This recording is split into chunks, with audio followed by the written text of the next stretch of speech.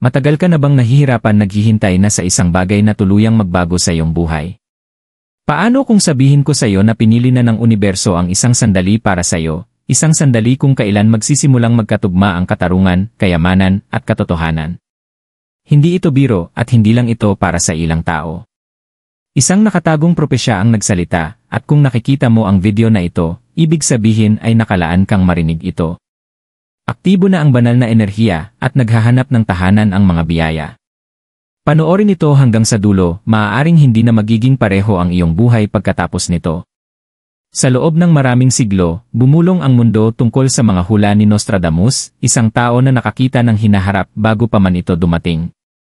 Ngunit ang hindi alam ng karamihan ay isa sa kanyang mga pinakamistiteryosong propesya ay nagsasalita tungkol sa isang panahon kung kailan ang katarungan ay babagsak na parang ulan, hinuhugasan ang mga kasinungalingan, pagtataksil, at pagdurusa ng nakaraan. Maraming Pilipino ang naniniwala sa mga palatandaan, mga panaginip, biglaang kilabot, mga paulit-ulit na numero tulad ng 11 oras 11 minuto o 888. Hindi ito basta-basta. Ito ay mga mensahe mula sa espiritual na mundo na tinatawagan ka upang maghanda. Dahil kapag dumating ang banal na katarungan, hindi ito kumakatok, ito ay bumabagsak sa pinto at humihingi ng katotohanan, balanse at biyaya. Hindi ito tungkol sa parusa. Ito ay tungkol sa pagkakatugma. Ang nakalaan para sa iyo ay maibabalik. Ang ninakaw ay maibabalik din. Kaya kung ikaw ay tapat, matiisin, o nasasaktan, patuloy na panoorin. Malalaman mo kung bakit hindi naging walang saysay ang iyong pagdurusa, at kung bakit narito na ang pagbabagong matagal mo nang hinihintay. Ang propesya ng banal na katarungan. Noong una, isinulat ni Nostradamus sa anyo ng palaisipan, kapag ang langit ay umiyak at ang mga bituin ay gumalaw, babagsak ang katarungan sa mga naghintay, at ang nakatago ay ibubunyag. Sa loob ng daang taon, sinubukan ng marami na i-decode ang kanyang mga salita. Ngunit ngayon, sa henerasyong ito, mas marami ang unti-unting nakakaunawa, ang propesya ay hindi para sa mga makapangyarihan. Ito ay para sa mga tahimik. Para sa matiisin. Para sa mga nakalimutan. Maraming Pilipino ang lumaki sa paniniwala sa karma, ang ideya na ang anumang ipapadala mo sa mundo ay balang araw ay babalik sa iyo. At ang paniniwalang ito ay hindi lamang tradisyon. Ito ay espiritual na katotohanan. Para sa bawat sakripisyong hindi napansin, para sa bawat dasal na bulong sa dilim, para sa bawat pagtataksil na bumasag sa iyong espiritu, mayroong oras kung kailan babalik ang katarungan. At ang oras na yon, kaibigan, ay malapit na. Ang banal na katarungan ay hindi laging dumarating sa kidlat o malalakas na anunsyo. Minsan, ito ay dumarating ng tahimik. Isang tao ang humihingi ng tawad matapos ang mahabang katahimikan. Isang pinto ang bumubukas na nakalimutan mo pa na tinutukso mo. Dumadating ang pera sa oras na halos mawalan ka na ng pag-asa. Ito ay hindi pagkakataon. Ito ay pagbabalik ng balanse ng enerhiya. Ito ay pagbabaliktad ng mga mali. Ang nagpapabukod tangi sa sandaling ito, ang tinutukoy ni Nostradamus, ay ang lawak ng katarungan ngayon ay pandaigdig. Hindi lamang personal na karma ang itinatama, ito ay kolektibo. Kosmiko. Nakatiming. May malakas na espiritual na pagbabago na gumagalaw sa buong planeta, at maaaring naramdaman mo na ito. Bigla ang panaginip na parang totoo. Isang pangalan mula sa nakaraan ang muling lumilitaw. Pakiramdam sa loob ng tiyan na may malaking bagay na malapit nang mangyari. Bigla ang kilabot mula sa wala. Paulit-ulit na numero tulad ng 11 oras 11 minuto, 222 o 444. Hindi ito basta-basta. Ito ay mga espiritual na kodigo. At kapag malapit na ang banal na katarungan, ang iyong kaluluwa ang unang nakakaalam. Ito ang dahilan kung bakit marami ang nakakaramdam ng pagka-nervyos o pagka-restless. Hindi ito pagkabalisa, ito ay pagkakatugma. Inihahanda ang iyong espiritu para sa isang pagbabago na magbabago ng lahat. Ngunit narito ang katotohanan, ang banal na katarungan ay hindi pumipili batay sa pera, katayuan, o kasikatan. Pumipili ito batay sa enerhiya. Pumipili ito sa mga nanatiling mabuti kahit sila ay minamaltrato. Sa mga patuloy na nagbigay kahit walang nagbalik. Sa mga nanatiling tapat sa kanilang espiritu kahit malamig ang mundo. Kung ito ay tumutukoy sa iyo, ikaw ang pinili. Ikaw ang dahilan kung bakit gumagalaw ang enerhiyang ito. Ikaw ang taong malapit ng masaksihan ang pagbabalik ng balanse. Hindi isinulat ni Nostradamus para sa mga hari. Isinulat niya ito para sa mga tahimik na mananampalataya, ang mga naghintay para sa patunay na hindi nasayang ang kanilang pananampalataya. At ngayon, dumarating na ang patunay. Manatili ka sa akin. Sa susunod na bahagi, matutuklasan mo ang mga palatandaan na malapit na ang katarungan at kung ano ang ginagawa ng universo sa likod ng eksena upang ihanda ang iyong tagumpay. Mga palatandaan na nagsasalita ang universo. Bago dumating ang katarungan, palaging bumubulong ang universo. Hindi lahat ay nakakarinig nito, ngunit ang mga nakaalin, ang mga nakalakad sa apoy at nanatiling buo ang espiritu, ay nagsisimulang mapansin ang mga palatandaan. Ang mga palatandaang ito ay hindi dumarating na may malalakas na alarma. Sa halip, lumilitaw ang mga ito sa mga pinakakaraniwang sandali at dito nagmumula ang kanilang kapangyarihan. Nakaka-dream ka ba ng mas madalas kamakailan? Nakita mo ba ang mga numero tulad ng 11 oras 11 minuto, 888 o 222 nang hindi sinasadya? Naramdaman mo ba ang biglaang kilabot kahit mainit ang panahon? Naramdaman mo ba na may isang bagay o isang tao na malapit nang muling pumasok sa iyong buhay? Kung ito ang iyong kumpirmasyon, ikaw ay inihahanda. Ang mga Pilipino ay matagal nang naniniwala sa mga espiritual na palatandaan. Sa mga pamilya, karaniwan nang marinig ang matatanda na nagsasabi. Kung may paru-paro na pumasok sa bahay, may isang tao mula sa iyong nakaraan ang iniisip ka. Kung mangarap ka ng malinaw na tubig, paparating ang swerte. Kung maramdaman mo ang biglaang simoy sa iyong leg, may espiritu na dumaan. Hindi lamang ito pamahiin. Ito ay mga kodigo mula sa ating mga ninuno na naipasa sa henerasyon na marunong makinig. At sa kasalukuyan, ang mga palatandaang ito ay tumitindi dahil malapit na ang propesya. Maaring maramdaman mo na tumaas ang iyong emosyon ng walang dahilan, madaling maiyak, alalahanin ang mga bagay na akala mo'y nakalimutan mo na. Hindi ito kahinaan. Ito ay pagpapalawak ng iyong enerhiya, nagiging mas sensitibo sa kung ano ang gumagalaw sa di nakikitang mundo. Ang iba ay napapansin ang muling paglitaw ng mga tao mula sa kanilang nakaraan, mga dating kaibigan, dating minamahal o malalayong kamag-anak. Bakit? Dahil kapag na-activate ang banal na katarungan, nagsisimula ito sa muling pag-aayos ng mga relasyon. Ang mga nakasakit sa iyo ay maaaring bumalik, hindi upang ulitin ang nakaraan, kundi upang isara ang kabanata o bigyan ka ng closure. Parehong anyo ito ng pagpapagaling. Parehong katarungan. Ang iba naman ay nakakakita ng mga palatandaan sa kalangitan, isang maliwanag na bituin, bahaghari kahit walang ulan, o isang buwan na kumikislap at humihila sa iyong puso. Ang kalikasan mismo ang nagiging mensahero kapag handa na ang kaluluwa na tumanggap. Maging ang teknolohiya ay may papel. Maaring makatagpo ka ng mga mensahe online na parabang isinulat para sa iyo. Mga video tulad nito. Mga kanta na biglaang nagdudulot ng damdamin. Mga salita na paulit-ulit hanggang hindi mo na ito maiwasan. Ito ang wika ng universo, hindi batay sa lohika, kundi sa kaluluwa. Ngunit ang tanong, nakikinig ka ba? Mapagbigay ang universo, ngunit hindi ito sumisigaw. Ito ay nagsasalita sa pamamagitan ng frequency, intuition, at synchronicity. At ang mga nakatatanggap ng biyaya nito ay yaong mga piniling maging naroroon. Narito ang dapat gawin ngayon. Magtago ng journal sa tabi ng iyong kama. Itala ang iyong mga panaginip. Sindihan ang kandila at umupo sa katahimikan ng 3 minuto bawat gabi. Pansinin ang mga paulit-ulit, mga pangalan, larawan, damdamin. Huwag ito baliwalain. Sabihin, tinatanggap ko. Nakikinig ako. Dahil kapag nagsimula kang kilalanin ang mga palatandaan, binubuhay mo ang bahagi ng iyong espiritu na matagal nang naghihintay. Bahagi ng iyong sarili na alam sa kaibuturan na ikaw ay binabantayan. Na ang katarungan ay hindi lamang konsepto, ito ay isang espiritual na puwersa na gumagalaw kapag tama ang oras.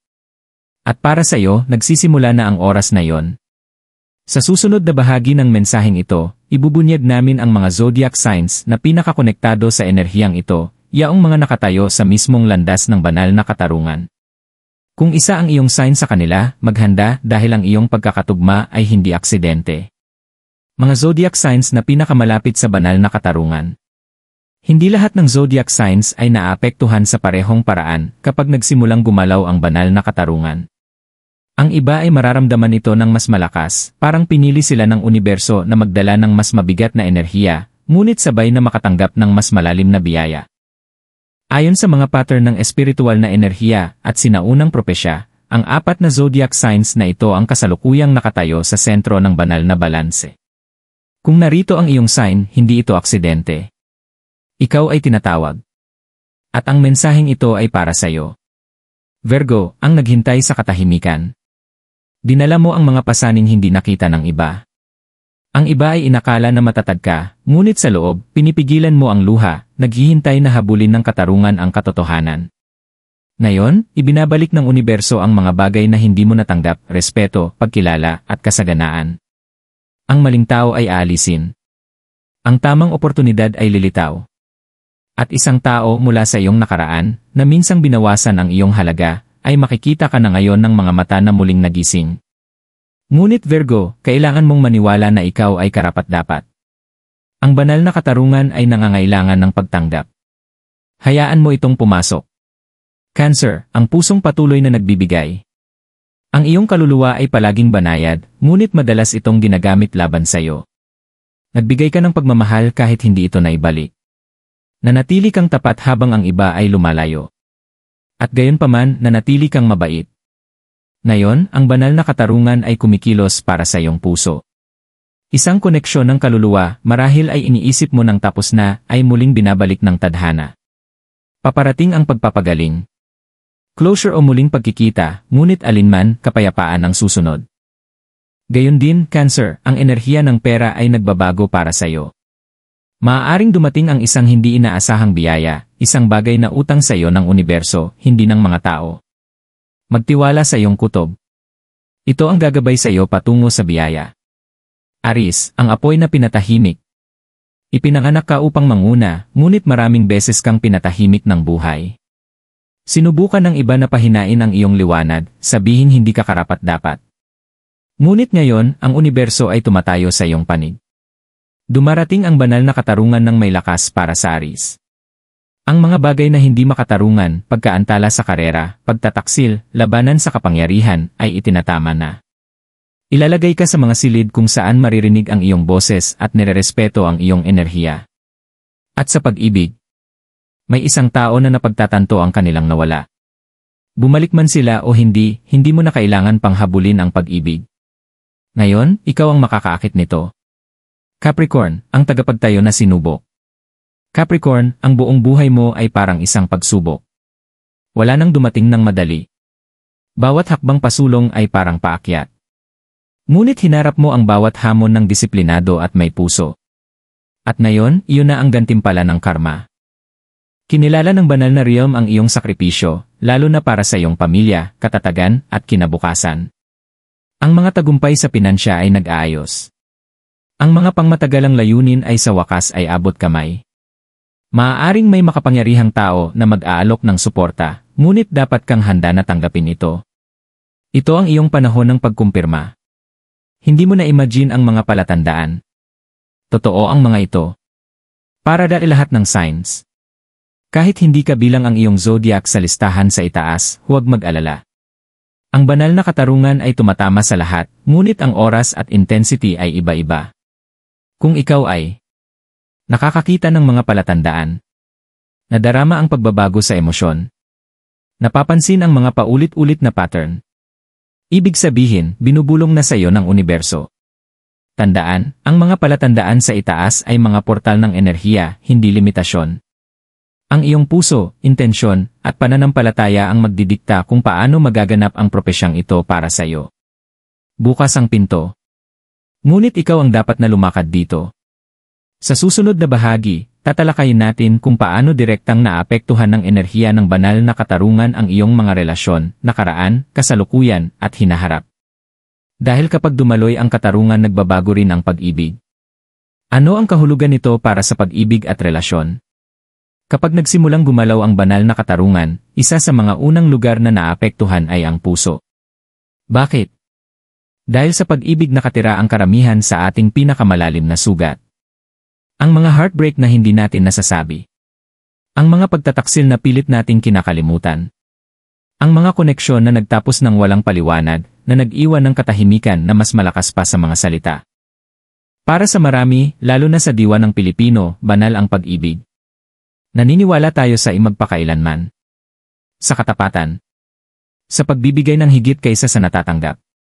Pero ano ang nangyayari kapag ang pag-ibig na iyon ay sinasamantala, binabaliwala, o itinapon?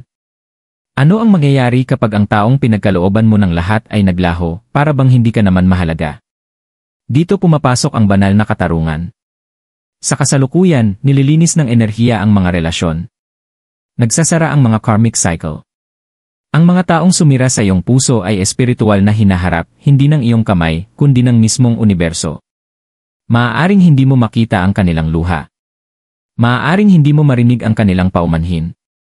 Pero ipinapakita sa kanilang kaluluwa ang bigat ng kanilang mga desisyon. At sa iyong kaluluwa, pinaghahandaan ka para sa susunod na kabanata. Marami sa inyo ang mararamdaman na ito na isang dating pag-ibig na biglang kumokontak. Mga panaginip tungkol sa isang taong matagal mo nang hindi nakikita. Biglang emosyon na nagdadala ng luha ng walang babala. Pakiramdam na may isang tao na matindi ang iniisip ka. Hindi lamang ito alaala. Ito ay mga mensahe ng enerhiya. Ang pag-ibig na minsang na-block ay sinusubukang bumalik o tuluyang pakawalan. Ngunit narito ang nais ipaintindi sa iyo ng banal na katarungan. Hindi lahat ng tao mula sa iyong nakaraan ay dapat bumalik. Ang iba ay para lamang ipaalala kung gaano ka nakalayo. Ang iba ay bumabalik dahil hindi pa tapos ang kontrata ng kaluluwan nyo. Sa mga darating na araw at linggo, maaaring subukin ka sa emosyon. May isang magtapat. May isang magsisisi. May isang magsasabi ng katotohanan sa wakas. Ang iyong tungkulin ay hindi mag-react, kundi tumugon ng malinaw at may grasya. Hindi palaging nangangahulugan ang katarungan ng muling pagkikita. Minsan, ang katarungan ay ang makamtan ang kapayapaan. Minsan, ito ay panoorin ang taong minsang sumakit sa iyo na humihingi ng kapatawaran na hindi mo na kailangan. Ngunit para sa ilan sa inyo, ang pag-ibig ay babalik sa isang ganap na bagong anyo. Isang twin flame na sa wakas ay nagigising. Isang soulmate na pumapasok matapos ang mahabang paghihintay. Isang dalisay at malusog na pag-ibig na pumapalit sa dating sumira sa iyo. Ano man ang anyo nito, hindi na magiging one-sided ang pag-ibig. Tapos na ang mga araw ng habol-habol. Ang enerhiya ng banal na katarungan ay humihingi ng balanse. Makakatagpo ka ng pantay na pagsisikap, pantay na puso, pantay na kaluluwa.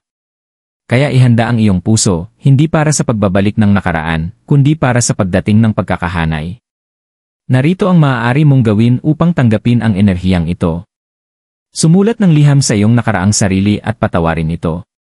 Sindihan ang puting kandila at sabihing, pinalalaya ko ang sakit, tinatanggap ko ang banal na pag-ibig.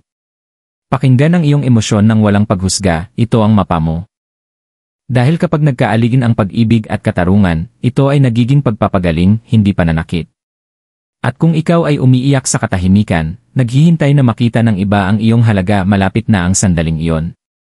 Sa susunod na bahagi ng mensaheng ito, tatalakayin natin kung paano naugnay ang propesya ng banal na katarungan sa pera, biyaya, at iyong pinansyal na landas, dahil kapag nagbago ang enerhiya sa pag-ibig, madalas ding nagbubukas ito ng pinto para sa kasaganaan.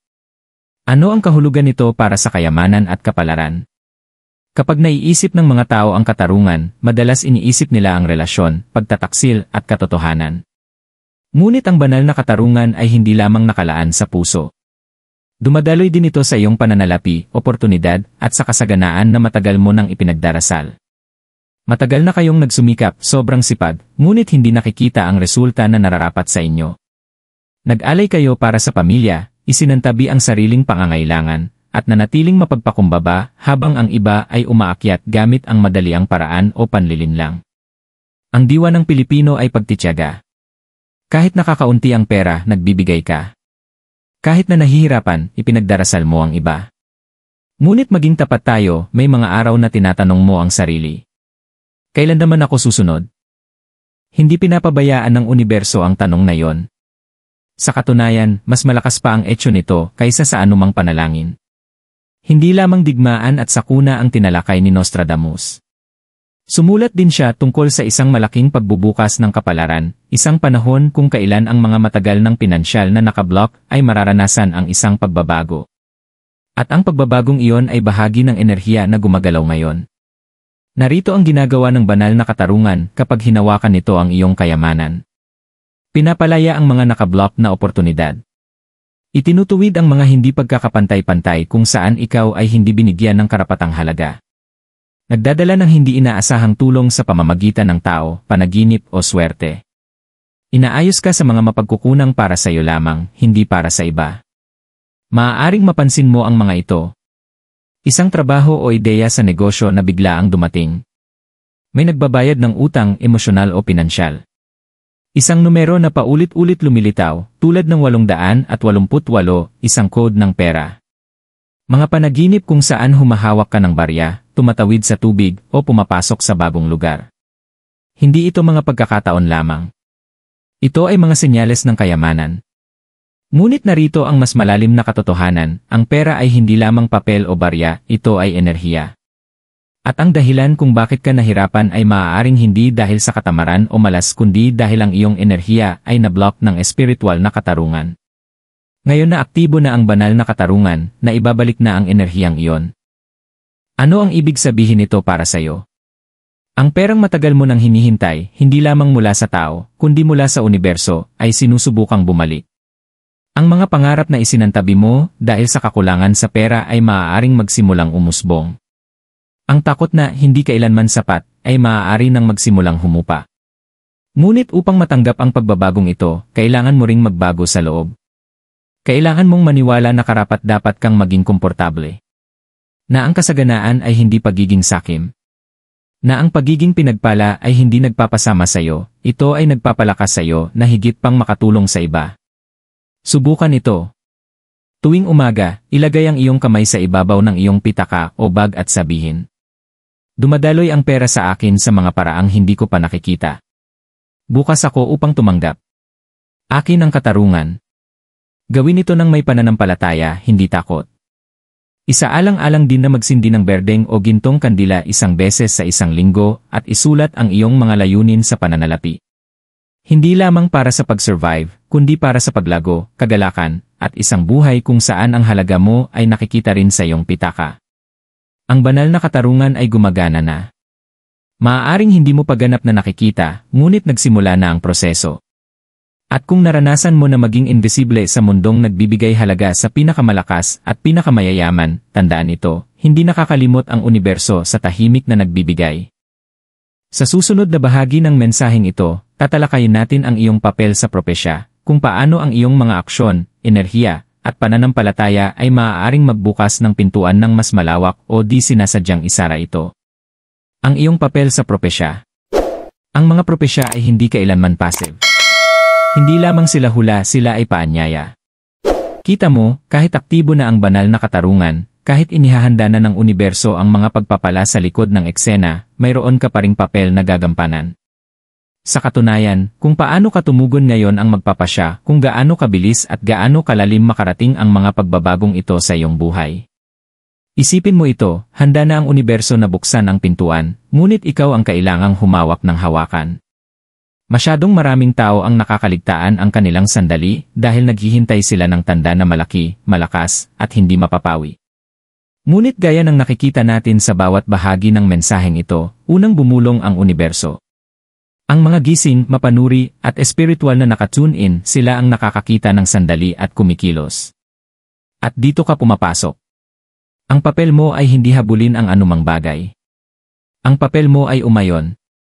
Ang papel mo ay manatiling bukas, manalig, at sabihin, handa na ako. Ngunit ano ang hitsura nito sa totoong buhay? Isa, linisin ang iyong enerhiya.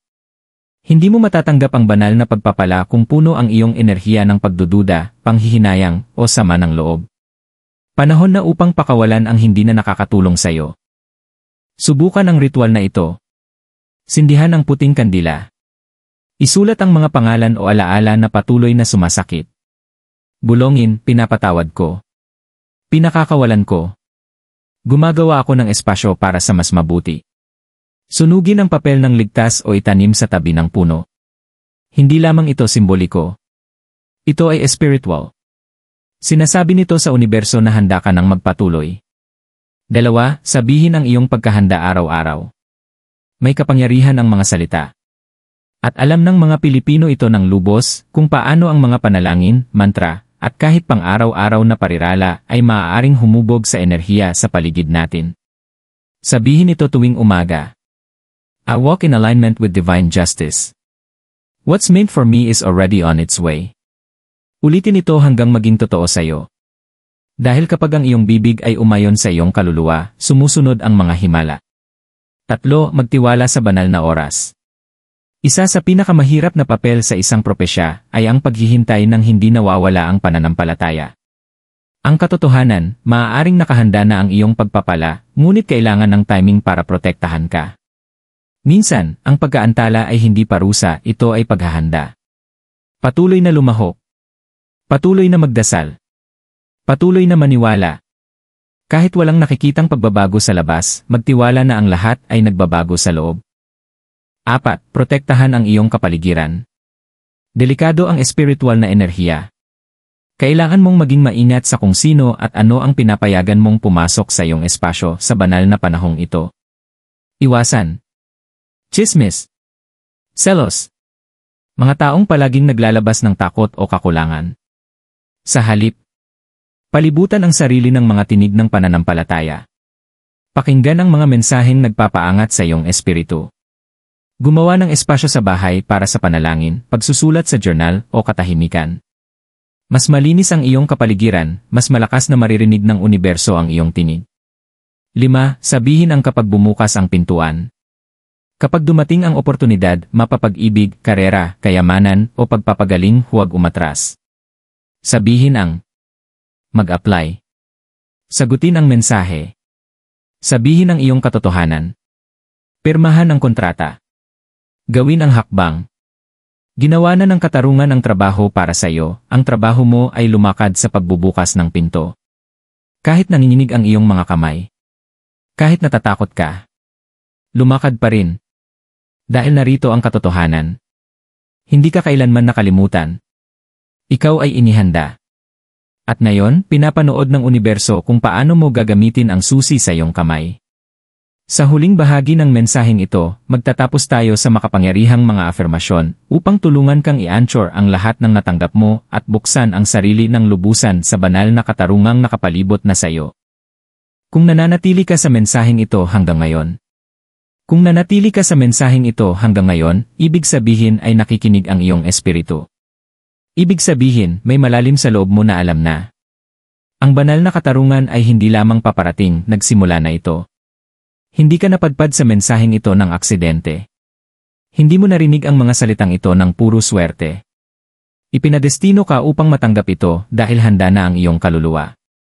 Maaaring hindi mo pa nakikita ang buong larawan. Maaaring tahimik pa ang mga pagbabago, unti-unti pa ring nangyayari sa paraang hindi mo lubos na uunawaan. Ngunit magtiwala sa iisang katotohanan, sa sandaling binuksan mo ang iyong puso sa propesyang ito, nagsimulang mag-shift ang enerhiya sa paligid mo. Ang nakaraan ay hindi ka nagtatakda. Ang iyong pagdurusa ay hindi nasayang. At ang iyong pagpapala ay hindi na itanggi, nakaantala lamang para sa perpektong sandali. Tandaan, ang banal na katarungan ay hindi nagmamadali. Dumadating ito kapag ikaw ay sapat na malakas upang dalhin ang gantimpala, sapat na matalino upang maunawaan ito, at sapat na bukas upang matanggap ito. Hindi ka na ang dati mong sarili. Mas matalino ka. Mas matapang ka. Nakaugnay ka na sa tamang enerhiya. Mula sa sandaling ito, naglalakad ka sa isang bagong enerhiya. At ang enerhiyang iyon ay nagsasabi, hindi ako naghahabol. Ako ay nag-aakit. Hindi ako nagmamakaawa. Ako ay tumatanggap. Hindi ako sira. Ako ay pinili. Hindi ako nakalimutan. Ako ay inaalala ng banal. Ang nakalaan sa akin ay nasa daan na. Ang katarungan ay dumadaloy sa akin. Ang pag-ibig ay nakakatagpo sa akin. Ang kasaganaan ay nakapaligid sa akin. Handa na ako. Hindi ka walang kapangyarihan. Ikaw ay isang co-creator kasama ang universo. Ang iyong mga iniisip, mga salita, at mga aksyon, ito ay mga spell. Magsalita ng buhay. Mag-isip ng pananampalataya. Kumilos ng may tapang. Hayaan itong maging iyong bagong realidad. Pinagkakatiwalaan mo ang mga palatandaan. Tinatanggap mo ang paggaling. Naniniwala ka sa banal na timing. Inaasahan mo ang mga himala. Ngayong gabi, bago matulog, bulungin. Salamat, Universo, dahil hindi mo ako nakalimutan. Handa na ako ngayon. At panoorin kung ano ang mangyayari. Dahil ngayon, lahat ng iyong dasal ay hindi lamang posible, ito ay naihahatid na. Ito ang iyong sandali. Ito ang iyong alignment. Ito ang banal na katarungan sa galaw. Pakawalan ang nakaraan. Buksan ang iyong mga kamay.